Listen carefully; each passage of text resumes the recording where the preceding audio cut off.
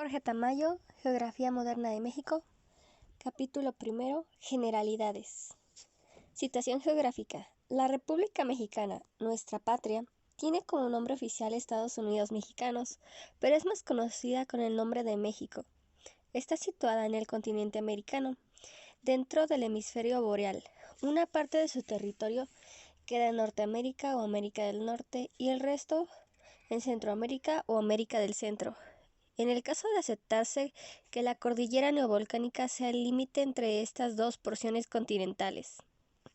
México forma parte de los países que, por haber sido colonizados por españoles o portugueses, se agrupan colectivamente con el nombre de países latinoamericanos. Tal denominación convencional no es muy acertada, por lo que es preferible divulgar el uso de la expresión Iberoamérica. El territorio se extiende entre los paralelos 14, 32, 45N, en la desembocadura del río Suchiate y el paralelo 32, 4305N, que pasa por la confluencia del río Gila con el Colorado. Tales coordenadas extremas son correctas si se considera exclusivamente la parte continental del país, pues lo que respecta a la porción insular, existe frente a la costa del condado de Santa Bárbara, de la Alta California, el archipiélago del norte, que consta de las islas San Miguel, Santa Rosa, Santa Cruz, San Acapa, Santa Bárbara, San Nicolás, San Juan y San Clemente, comprendido entre las longitudes 118º 18W y 120º 28W, y los paralelos 32, 48, 34, 05N, que según algunas opiniones deben considerarse como parte del territorio nacional. En el caso, la latitud extrema de México sería 3405N. El meridiano oriental extremo que toca al país es de 86º 46W, que corresponde a la punta sur de la isla Mujeres, y por lo que respecta a la parte continental es 86º 44N en la punta Cancún. La parte continental tiene como máxima longitud la correspondiente al meridiano 117º 19W de Greenwich, pero el jirón occidental más distante está constituido por la isla Guadalupe en 118º 20W, figura 1.1. El océano Atlántico, que limita por el oriente del país, forma el amplio océano conocido con el nombre de Golfo de México, que es parte del Mediterráneo americano, así como la otra porción que se conoce con el nombre de Mar de las Antillas. Estos mares se unen por medio del estrecho Canal de Yucatán, que se define entre la isla de Cuba y la península de Yucatán. El Océano Pacífico constituye el lindero litoral poniente, por la presencia de la península de Baja California. Por lo general, paralela a la línea costera, se forma el Mar de Cortés, comúnmente llamado Golfo de California. Frontera norte. El país queda limitado al norte por Estados Unidos de América, que tiene con México una línea fronteriza sumamente amplia que alcanza un desarrollo de 3.114.7 kilómetros. Después de la desastrosa guerra de 1846 a 1848 con esa nación, en la que México perdió 2.240.000 kilómetros cuadrados de su territorio, que tuvo que ceder conforme a lo pactado en el Tratado de Paz y Amistad de Guadalupe Hidalgo, el 2 de febrero de 1848. Los límites se establecieron usando parte del río Bravo, conforme a lo previsto en ese documento, y la posterior modificación del Tratado de la Mesilla o Gadsden del 30 de diciembre de 1853, en el que perdió nuevamente una porción de más de 109.574 kilómetros cuadrados. Como el río Bravo, que es divagante, estaba cambiando de posición y creando problemas, se llevaron a efecto convenios y realizaron trabajos con el propósito de fijar su posición. Por lo tanto, puede afirmarse que el límite internacional entre México y Estados Unidos de América está definido por una serie de líneas, sinuosas unas y rectas otras, trazadas astronómicamente y localizadas en el terreno por monumentos que están fijados por levantamientos de la Comisión Internacional de Límites.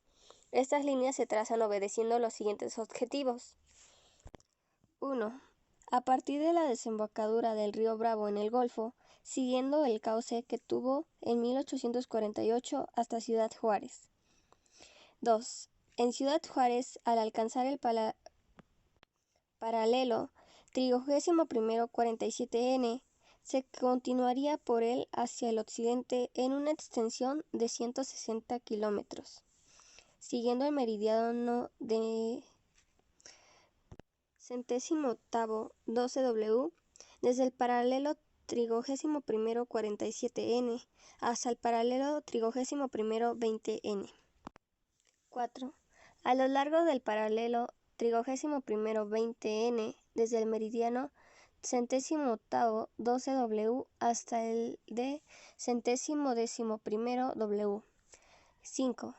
Desde el cruce del paralelo de 31-20N con el meridiano 111-W y siguiendo una línea azimutal hasta un punto del río Colorado situado a 32 kilómetros al sur de la confluencia de los ríos Gila y Colorado. 6.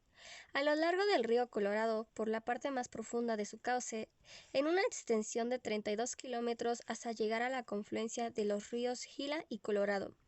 7. Desde la confluencia de estos ríos, siguiendo una línea recta hasta el occidente, hasta alcanzar un punto del Océano Pacífico distante 5.555 metros, una legua marina, del punto más meridional de la plaza del puerto de San Diego. Figura 1.2. Frontera sur. Hacia el sur, México limita con la República de Guatemala y con Belice, mediante una línea fronteriza sinuosa cóncava hacia México, que alcanza 1.221.2 kilómetros de extensión total, y que al unir sus puntos extremos se reduce a 613 kilómetros en línea recta. Los límites entre México y Guatemala fueron motivo de controversia durante gran parte del siglo XIX. Después de largas discusiones, se firmó un convenio el 27 de septiembre de 1882, en el cual Guatemala renunció a los derechos que pudiera haber tenido sobre Chiapas y Socomusco. Después de trabajos de campo y de una prolongada negociación, el 1 de abril de 1895 quedó terminado el trazo de los límites, con una longitud total de 962 kilómetros, formados de las siguientes líneas. 1. La línea media del río Sochiate, desde un punto situado en el mar, a 3 leguas de su desembocadura, río arriba por su canal más profundo, hasta el punto en el que el mismo río corta el plano vertical, que pase por el punto más alto del volcán Tacaná, y dista 2.5 metros del pilar más austral de la garita de Tlalquián, de manera que esta garita quede en territorio de Guatemala. 2. La línea determinada por el plano vertical, definido anteriormente desde su encuentro con el río Suchiate hasta su intersección con el plano vertical que pasa por las cumbres Buenavista de Itzbul. 3. La línea determinada por el plano vertical que pase por la cumbre Buenavista, fijada ya astronómicamente por la Comisión Científica Mexicana, y la cumbre del cerro Itzbul, desde su intersección con la anterior hasta el punto a 4 kilómetros adelante del mismo cerro. El paralelo de latitud que pasa por este último punto, desde él rumbo al oriente hasta encontrar el cruce más profundo del río Azumacinta o el Chizoy, en el caso de que el expresado paralelo no encuentre el primero de estos ríos. La línea media del cauce más profundo, el del Azumacinta, en caso o del Chizoy, y luego del Azumacinta, continuado por este en el otro, desde el encuentro de uno u otro río con el paralelo anterior hasta que el cauce más profundo de la Azumacinta encuentre el paralelo situado a 25 kilómetros al sur de Tenosique, en Tabasco, medido desde el centro de la plaza de dicho pueblo. 6. El paralelo de latitud que acaba de referirse desde su intersección con el cauce más profundo de la Azumacinta hasta encontrar la meridiana que pasa a la tercera parte de la distancia que hay entre los centros de las plazas de Tenosique y Xacluc, contada dicha tercera parte desde Tenosique. 7. Esta meridiana desde su intersección con el paralelo anterior hasta la latitud de 1749 N. 8. El paralelo de 1749 N desde su intersección con la meridiana anterior indefinidamente hacia el este. Por tratado del 8 de julio de 1892, los límites con Belice son, comenzando en Boca de Bacalar Chico, estrecho que separa al estado de Yucatán del Cayo Ambergris y sus islas anexas. La línea divisoria corre en el centro del canal entre el referido cayo y el continente con dirección al suroeste hacia el paralelo 18.09 N y luego el noroeste a igual distancia de dos cayos hacia el paralelo 18.10 N.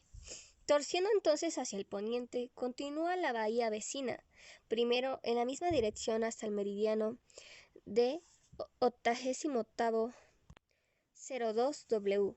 Posteriormente, sube el paralelo 18.25 N, de nuevo corre hacia el poniente hasta el meridiano 88.18 W, siguiendo el mismo meridiano hasta la latitud 18.28 N, en la que se encuentra la desembocadura del río Hondo, al cual sigue por su canal más profundo, pasando al poniente de la isla Albión y remontando el río Azul hasta donde éste cruza con el meridiano del Salto de Garbut, en un punto al norte de la intersección de las líneas divisorias de México, Guatemala y Belice, y desde ese punto corre hacia el sur hasta la latitud 17.49 N, línea divisoria entre la República Mexicana y Guatemala, dejando al norte del territorio mexicano el llamado río Nosha o Xmosha.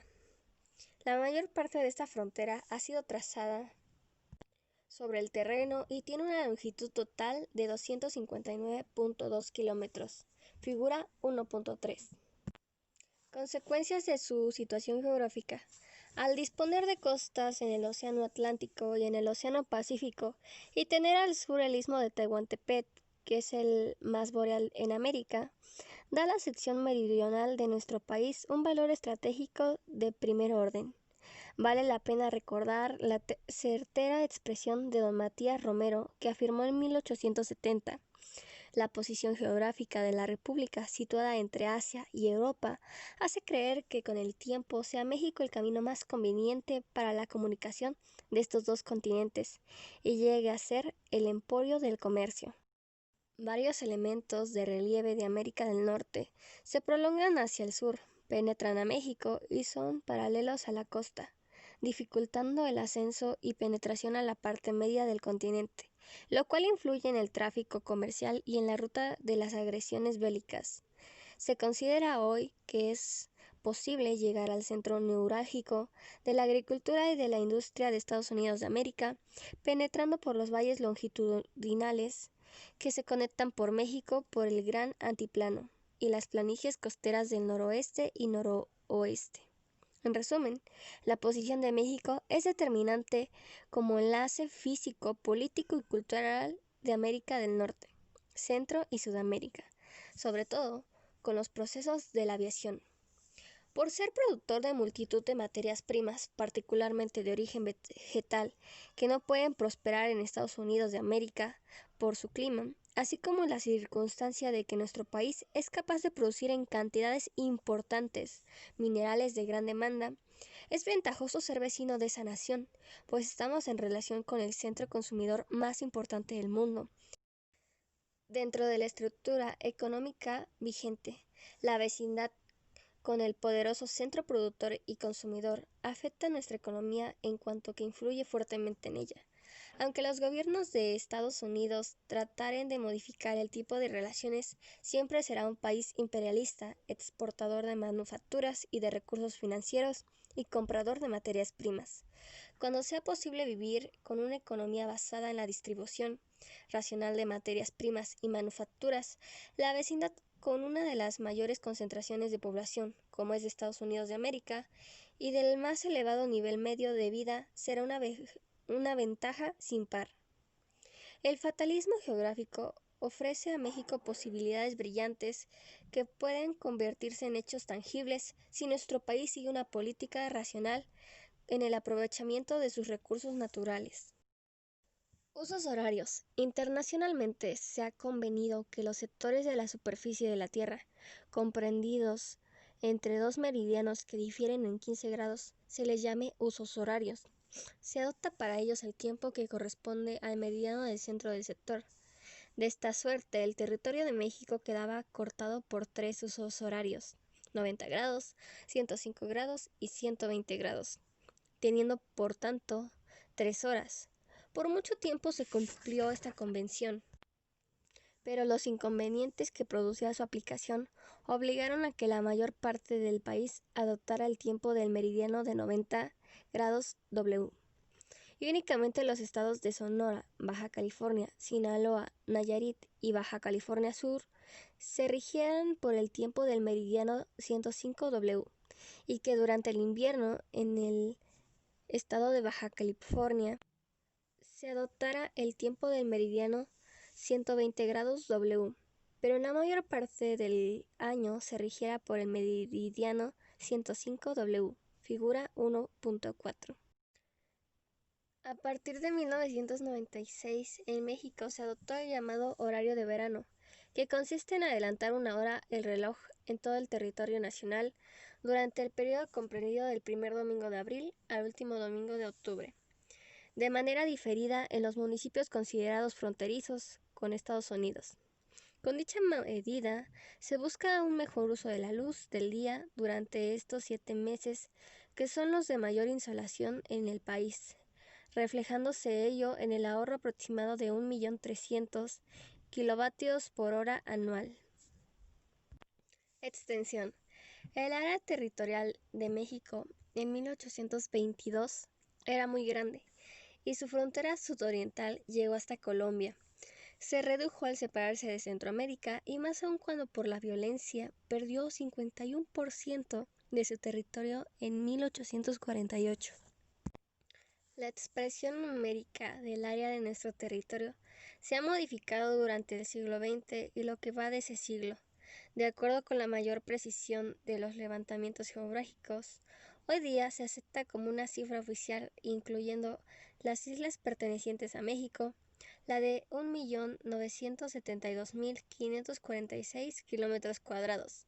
De este valor, 1.967.183 kilómetros cuadrados corresponden al área continental, 718 kilómetros cuadrados a las islas del Golfo y del Caribe, 2 kilómetros cuadrados para las islas del centro y 4.643 kilómetros cuadrados a las islas del Pacífico.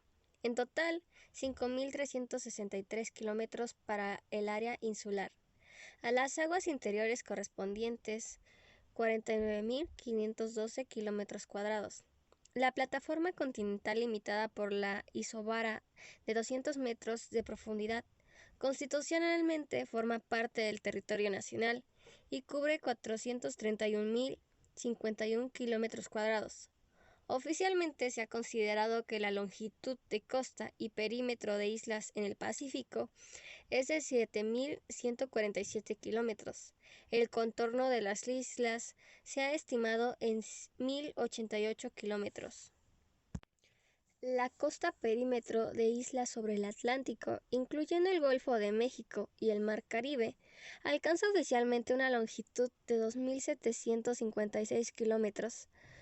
106 kilómetros corresponden a las islas. En total, el litoral continental y el perímetro de las islas en ambos océanos es de 9.903 kilómetros. Puede afirmarse que en América, México ocupa el quinto lugar en extensión territorial y el tercero por el número de sus habitantes. México es casi 5 veces menor que Canadá, 4 veces inferior a Brasil, 4,5 veces menor que Estados Unidos y 1/3 menor a la extensión de Argentina. Por otra parte, México es 17 veces más grande que Guatemala, 2 veces mayor que Venezuela, casi 3 veces mayor que Chile, 4 veces más grande que Paraguay y 4 veces más grande que Ecuador. Comparando a México con otros países del resto del mundo, el territorio de China es 4.84 veces más grande. Francia y España tienen una superficie 4 veces menor, mientras que Nigeria cuenta con un nivel poblacional comparable. Puede afirmarse que México queda comprendido en el grupo de países de extensión superficial mediana y por lo que respecta a su población, en el grupo de naciones también con mediana población absoluta. División política.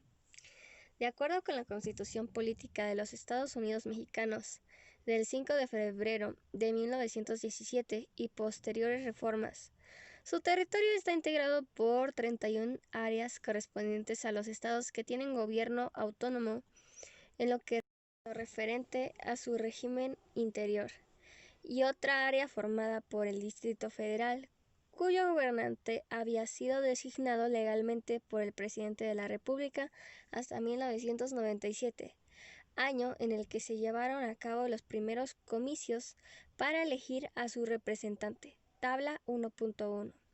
En la tabla punto 1 se presenta la lista de estados mencionados, su extensión continental y el nombre de la capital. Apartado.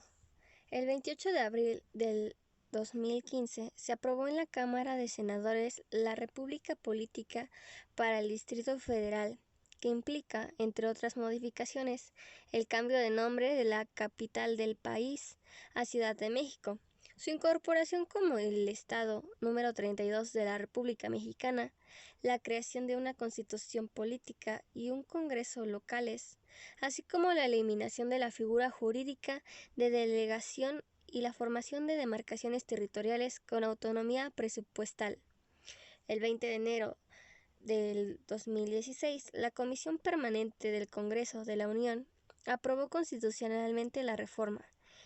Representación cartográfica. México tiene una considerable tradición cartográfica que debe estudiarse para saber de su contribución al mejor conocimiento de una parte de la superficie de la Tierra, como son la exploración de nuestro país, de Estados Unidos, de Alaska y del Pacífico. Los cronistas de la época de la conquista hacen referencia a las cartas que los aborígenes les mostraron, pero desgraciadamente la mayoría de ellas se perdieron y solo existen algunos documentos que permiten formarnos una idea general del grado de conocimiento que tenían de su territorio y de la técnica empleada en su preparación. No cabe duda que las autoridades indígenas disponían de un acervo de cartas geográficas para su consulta. El material generalmente empleado era papel hecho con las fibras del maguey, tejidos elaborados con algodón, palma o enequén. El dibujo se hacía con colores de origen vegetal y parece que se les daba un buen acabado con barniz cuando se empleaba papel de maguey o pieles. Carecían de ideas respecto de proyecciones y escalas, hacían sus representaciones como si la tierra fuera plana, pero reproducían, por medio de dibujos o de glifos, algunos accidentes naturales y ciertos aspectos geográficos como cultivos, montañas y edificios, entre otros. Es posible clasificarlos en dos grupos, itinerarios y cartas geográficas, propiamente dichas de zonas determinadas. En general, toda esta técnica corresponde a prácticas nahuas extendidas a reinos en relación con esa cultura, si bien se observan algunas aportaciones singulares, como es el caso de las cartas mixtecas, en que se representaba el horizonte visual. Los trabajos cartográficos llevados a efecto inmediatamente después de la conquista muestran una notoria influencia indígena que en el siglo XVII se atenúa, para desaparecer prácticamente en el siglo XVIII. Las cartas marítimas de esa época, principalmente las de exploración de las costas, carecen de base científica, aunque los pilotos autores de ellas estaban enterados de la incipiente técnica cartográfica europea. El siglo XVII fue fecundo para la cartografía mexicana, particularmente para mejorar la representación del país. Este movimiento cartográfico se inicia con la preparación de cartas de la Cuenca de México y de sus vecindades, a consecuencia de los estudios para resolver el problema del desagüe. En 1768, el padre José Antonio Alzate Ramírez imprimió en París una carta del Virreinato de México que se consideró la mejor hasta la publicación de los trabajos de Humboldt. A principios del siglo XIX llegó el ilustre barón Alejandro de Humboldt, quien visitó una ancha faja del país de Acapulco a Veracruz. Con acuciosidad estudió los materiales existentes que le permitieron preparar el Atlas de la Nueva España, en el que figuran 2 cartas generales de nuestro país y de varias porciones. En el medio siglo inmediato a nuestra independencia, poco se hizo de trabajo general. Por ello, la Sociedad Mexicana de Geografía y Estadística se propuso recopilar todos los levantamientos realizados por particulares, logrando a fines de 1850 terminar la Carta General de la República, que lamentablemente nunca se publicó. La Red Geodésica Nacional Activa. Otro paso importante de recopilación fue realizado por el ingeniero Antonio García Cubas, quien publicó en 1856 su Atlas Geográfico Histórico Estadístico de la República Mexicana. Después de otros intentos de recopilación, en 1878 se creó la Comisión Geográfica Exploradora, que se propuso llevar a la práctica un plan que consistía en la determinación de puntos astronómicos que, formando una red extendida por todas las vías telegráficas, sirviera de base no solo para enlazar los datos aislados que se tienen, sino también para apoyar cuantos trabajos topográficos se efectúen en lo sucesivo, cualquiera que sea su procedencia. Pretendía formar un atlas general que comprendiera cartas fraccionadas de la República o generales del país, incluyendo sus principales divisiones políticas especiales de las regiones, cartas geográficas de costas, lagos y ríos importantes, de poblaciones más destacadas y cartas militares. Esta institución desapareció en 1914 y en sus 36 años de vida realizó trabajos en los estados de Puebla, Veracruz, Tamaulipas, San Luis Potosí, Nuevo León, Tlaxcala y Morelos, que permitieron publicar las cartas de esas entidades a escala de 1 de 500,000. Además, obtuvo datos de Campo de Hidalgo, Yucatán, Chihuahua y la mayor parte de Oaxaca. Levantó el límite entre Nuevo León y Tamaulipas e hizo algunos levantamientos aislados en Sonora. La longitud de los itinerarios levantados alcanzó 210,708 kilómetros. Los trabajos geodésicos a gran escala empezaron hasta el año 1898, cuando México aceptó colaborar con Canadá y Estados Unidos de América en la medida del arco del meridiano de 98 grados W de Greenwich, el cual tiene una longitud de 1,100 kilómetros dentro de nuestro país. Para ese fin se construyó una triangulación que cubre un área de 80,000 kilómetros cuadrados, comprendiendo los estados de Guerrero, Oaxaca, Puebla, Tlaxcala, Hidalgo, San Luis Potosí, Veracruz y Tamaulipas, siguiendo la Sierra Madre Oriental y cruzando el estado de Oaxaca. Además, se hizo la triangulación del paralelo de México en el estado de Hidalgo. Dirección de Geografía, Meteorología e Hidrología. A partir del 16 de octubre de 1915 se fusionaron en esta institución todas las oficinas y dependencias gubernamentales que realizaban trabajos geodésicos, geográficos y climatológicos. Inició sus trabajos en un catálogo que preparó el maestro Sotero Prieto con 1,462 posiciones geográficas, 72 geodésicas y 100 astronómicas, que fueron ampliándose hasta abarcar prácticamente toda la República. Posteriormente, la Comisión Geodésica Mexicana y el Departamento Cartográfico Militar continuaron los trabajos en materia geodésica y como resultante de la obra de recopilaciones cartográficas fue posible editar un atlas de cada una de las entidades a escala de 1 de 500,000. Otras fuentes cartográficas. En febrero de 1939 fue creada la Comisión Geográfica Militar, con el propósito de formar la Carta Militar de la República y los estudios de la Secretaría de la Defensa Nacional relacionados con la geografía. Esta comisión ha publicado numerosas hojas de la Carta General de la República a escalas de 1 de 100,000 y de la Carta Táctica del Valle de México a escala de 1 de 25,000. ambas con magnífica presentación. Además, han realizado trabajos topográficos que pueden tener aplicaciones geográficas. La Secretaría de Agricultura, de Comunicaciones y Transportes, Petróleos Mexicanos, la Secretaría de Marina y el Instituto Nacional de Estadística y Geografía. En cuanto a instituciones extranjeras, la American Geographic Society, junto con la National Geographic Society de Washington, D.C., y el Servicio Militar de Inteligencia, entre otros, han elaborado también cartas topográficas de la República Mexicana y mapas de navegación aérea. La Flota Aérea de Estados Unidos de América, en la década de 1940, concertó trabajos de colaboración con México para tomar fotografías de nuestro territorio con el fin de elaborar cartas de líneas de vuelo muy necesarias para la defensa en previsión de cualquier agresión. Una década más tarde, la Comisión Geográfica Militar, convertida en el Departamento Cartográfico Militar, trabajó en la elaboración de carta gráfica, tomando fotografías verticales de la mayor parte del territorio y preparó una carta a escala de 1 de 500.000, con curvas de nivel de 200 metros de intervalo. A finales de los años 60, fue creado por derecho presidencial la Comisión de Estudios del Territorio Nacional, CETENAL. Realizó el inventario de recursos naturales, de la infraestructura e instalaciones con que contaba el país, así como del uso actual y potencial del suelo. Para la elaboración de sus trabajos utilizó la fotogrametría y la fotointerpretación, con apoyo terrestre y verificación de campo respectivamente.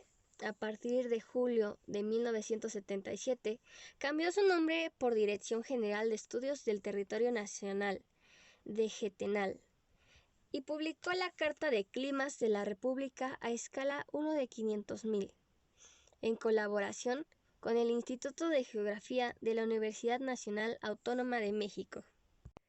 Por esas fechas, la Secretaría de Agricultura y Recursos Hidráulicos elaboró la Carta del Inventario Nacional Forestal a escala 1 de 200.000, lo mismo que un Atlas Sinóptico de México a escala 1 de 500.000.